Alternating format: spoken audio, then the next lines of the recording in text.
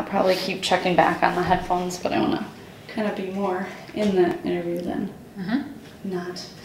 Okay, so what? Anything on my teeth? No. Okay. Yeah, perfect smell.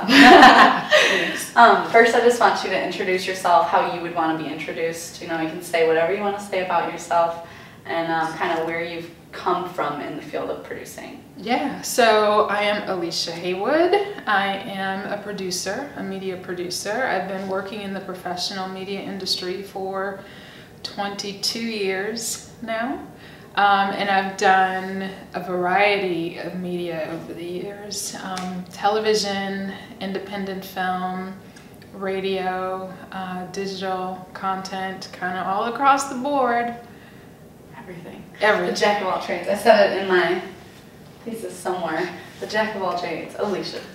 Alicia Haywood. You did. I kind of gave a little description of everyone, and I didn't know how to exactly tie your entire thing in, so I said the jack of all trades. But that's okay. Yeah, it's hard. I find it difficult to summarize my background, so I struggle when people say, "Can you give me your short bio?" Because I always have to edit so much. You know, if I were to just focus even on 1 year and all that happens within 1 year's time, think about the year that we've been working together and how much has happened, or the variety of projects that we have witnessed or made happen. It's just a year, so multiply that by 22. So you've done music videos, web series, commercial, TV. Yeah. Whoa. Yes. Yeah, so that's actually very hard. You can't really, because you're always working then. I suppose so. Always working. I definitely am accused of that quite a bit. I am definitely accused of working all the time and sending the middle of the night emails. Get them at 2 a.m. Listen, stuff has got to get done. So, yeah, I do. I work a lot. So, being the one who kind of sparked the idea for this thesis, what is your view on learning from a textbook to be a producer? Or even in general, to learn how to work in a field from a textbook? Yeah, so I really didn't even have a strong opinion about this until I started teaching media production and anything media related about 8 years ago or so. And, you know, I kind of been thrown into teaching, come directly from the studio, had spent all these years out in Hollywood, and was expected to kind of give some direction to some young people looking to come into the industry, and was encouraged to kind of, you know, refer to this list of books, all of which were outdated. And it's difficult in our industry because our industry changes so fast. So I get it. By the time a book is done in terms of being written, from then until the time that it's published, you know, it's out of date. And so I struggled as an educator with the idea of referring to outdated material, even though that can be an easy thing to do as an educator or instructor. You just pull from somebody else's material. The structure of the class is already done. My heart wouldn't let me do that because I felt like I care about you guys doing well. And so if you're looking to me for information, you know, what good is our time together if I'm not giving you the absolute most accurate, most up-to-date information, and that's not coming from outdated textbooks. So I don't discount them 100%. I feel like educators need to supplement. If they're going to lean on textbooks, they need to supplement that material with what's in the news. Refer to the trade publications that we encourage you guys, I hope you are being encouraged to refer to and keep up with. You know, you have to stay on top of what's going on in our industry every single day. If you're looking at a book that was printed 2, 4, 8 years ago, it's a different industry. It's talking about a different industry, different times, different platforms, a lot of different.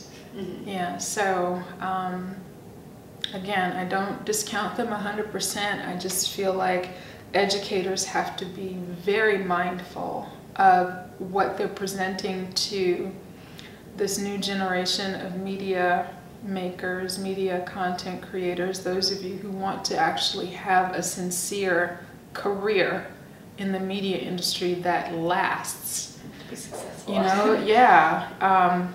You need to, it's not coming from the textbooks, 100%, it's just not.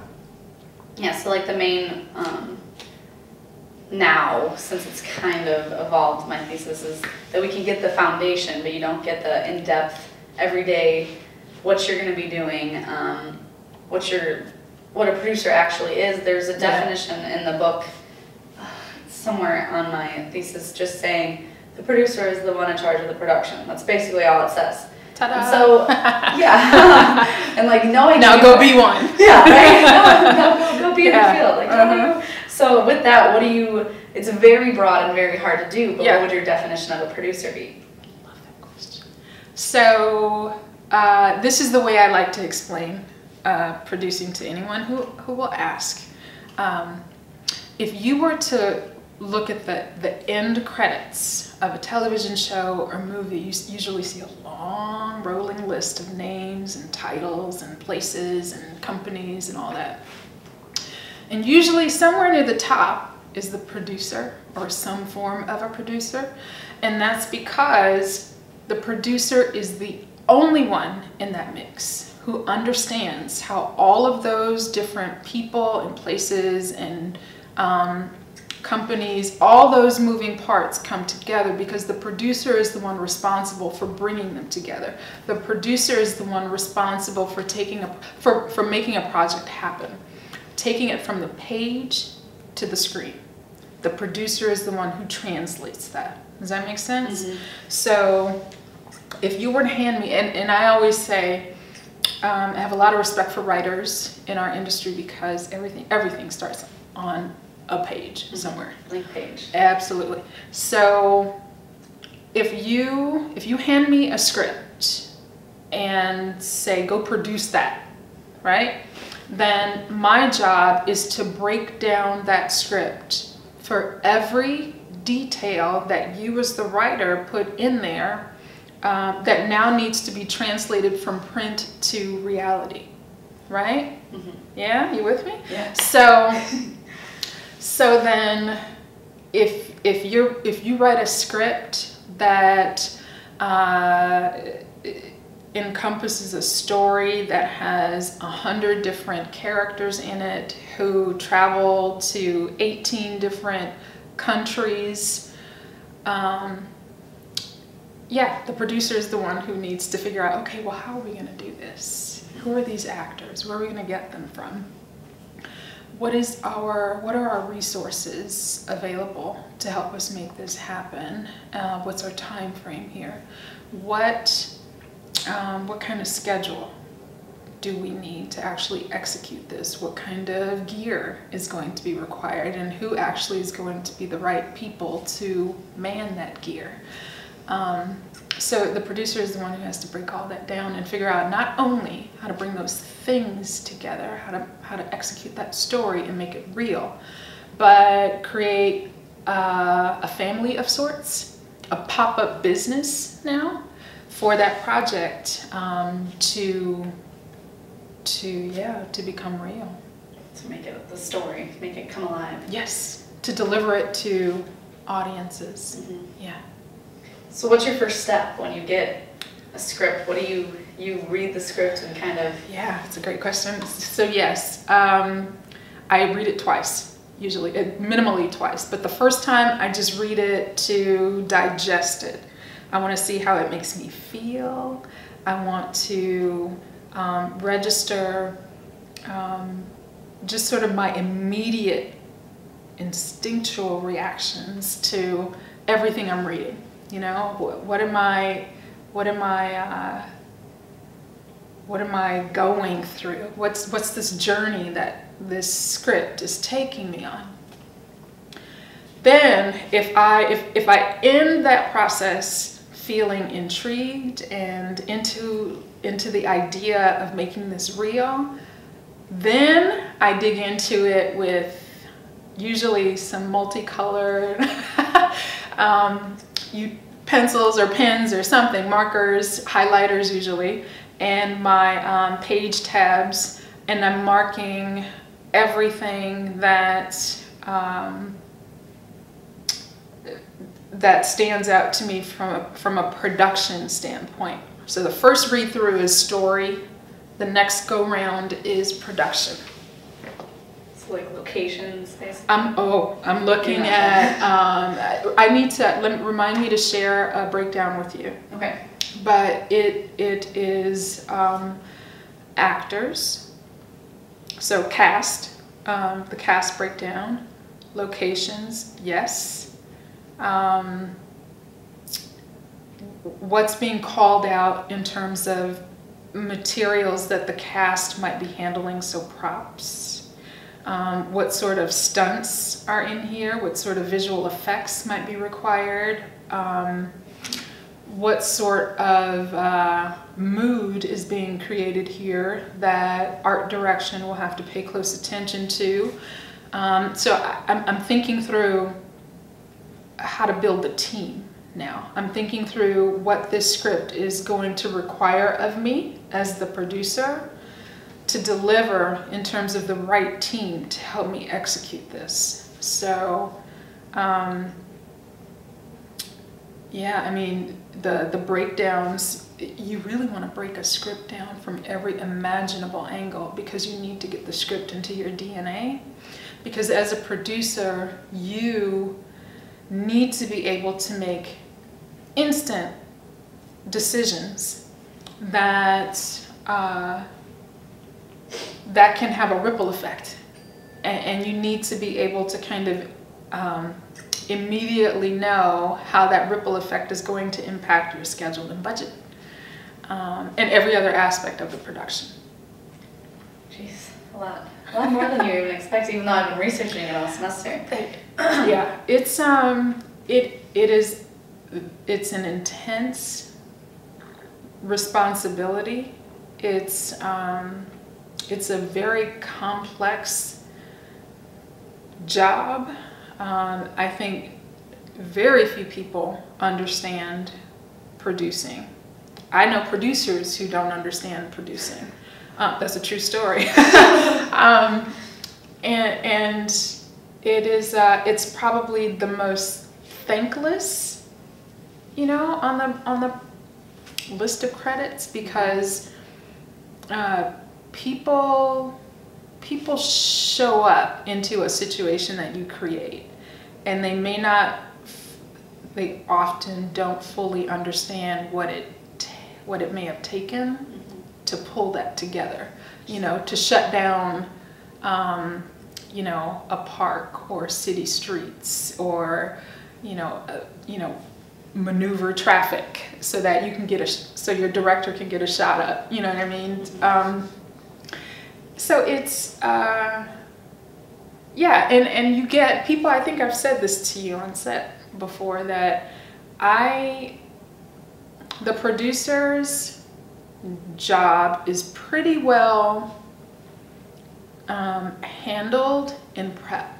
Pre-production is really when it's all going down, because if you handle prep properly as a producer, I didn't mean for all those PRs to go together, but if you do that right, day one of shooting, it's pretty much you should be coasting, right? Because you have now created the scenario for the director to go and play, for the actors to do what they do, for the crew to show up and, you know, bring their A game to make it happen. So if you, as the producer, if you have done your job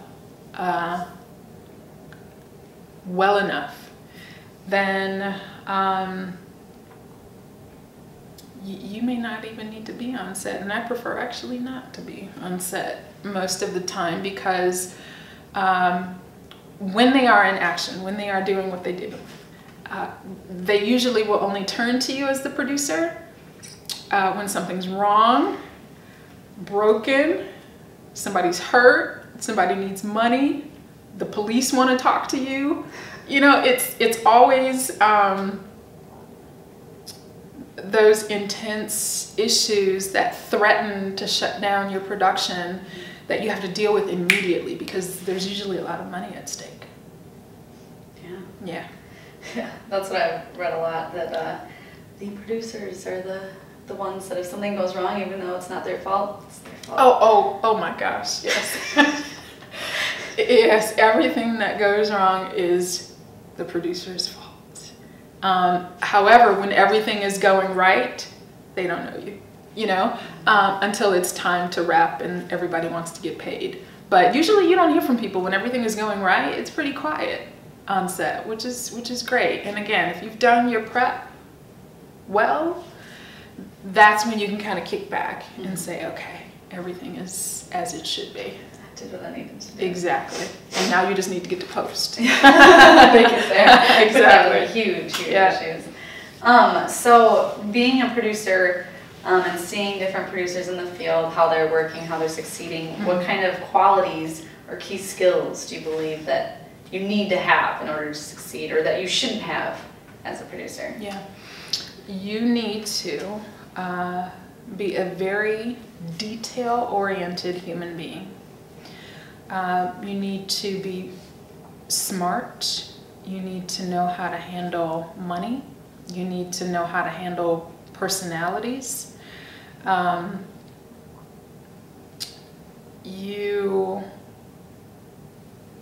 have to have a very unique level of maturity, I think, because managing a lot of adult personalities is not the easiest thing in the world. And then when you're doing that on top of managing somebody else's money,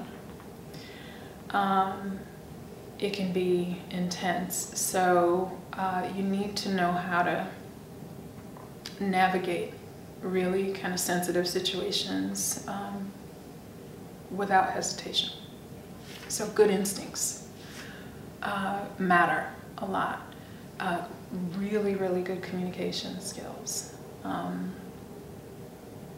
You as the producer, you're setting the example on set for everybody involved in your project. You are setting the example. So you want to set the tone for communication, the way you communicate, you know, respectfully. On set, a lot of feedback I've gotten over the years is that people seem to think I'm pretty calm in production or on set, and I love that they think that. Inside. I love that they think that, and I love that they kind of feed off of that energy. I've heard horror stories about producers who, you know, scream and swear and you know, demean people and really kind of make it stressful. It's already more stressful than anybody wants it to be, just in the best circumstances. That's true. And so you as a producer, I mean, why would you want to add to that, right? I'm kind of getting toward what you don't want to be. Mm-hmm. You know, you don't want to be that producer who people will work for if they have to, but they don't want to. You know what I mean? Because they don't like being around you. They don't like how you treat people. I have had people say that at the start of a project that they were only available to work, you know. Let's say I had a 3-day shoot, and someone said they were only available to work one of those days. Well, they come for that one day, and they have such a great time that they rearrange their, you know, their schedule so they can come back. You know, that's what I like. That's the kind of producer you want to be, where you create that kind of environment where people want to work, they want to do well, they want to go above and beyond. You also want to be the kind of producer who recognizes your own strengths and areas where, you know, this is just not your thing, right? You don't have to be the expert at everything.